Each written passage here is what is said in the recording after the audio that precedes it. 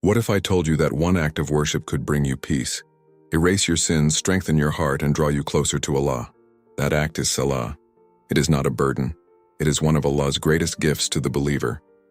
Every time you stand in prayer, you answer the call of your Creator. You leave behind the worries of this world and turn to the one who controls everything.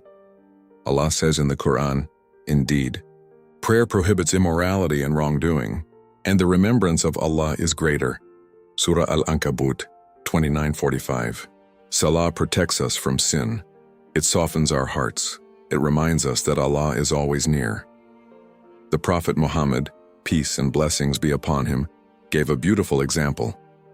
He said, "If there were a river at the door of one of you in which he bathed 5 times a day, would any dirt remain on him?" The companions replied, "No dirt would remain." The Prophet, peace and blessings be upon him, said, "That is the example of the 5 daily prayers by which Allah wipes away sins."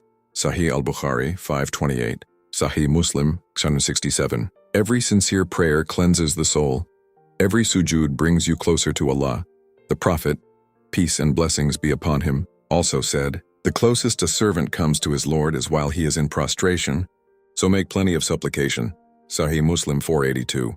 When life becomes difficult, when anxiety fills your heart, when you feel lost, turn to Salaah. Allah says, "Seek help through patience and prayer." Surah Al-Baqarah 245. Prayer is where hearts find strength. Prayer is where tears become. Prayer is where broken souls are healed by the permission of Allah. Never think of Salaah as something you have to do. Think of it as the moment Allah invites you to stand before Him. It is a gift, a mercy, a source of guidance, and a light that will accompany you in this life and the next. May Allah make us among those who establish the prayer with sincerity, humility, and consistency, and may He make our Salaah the coolness of our eyes. Ameen.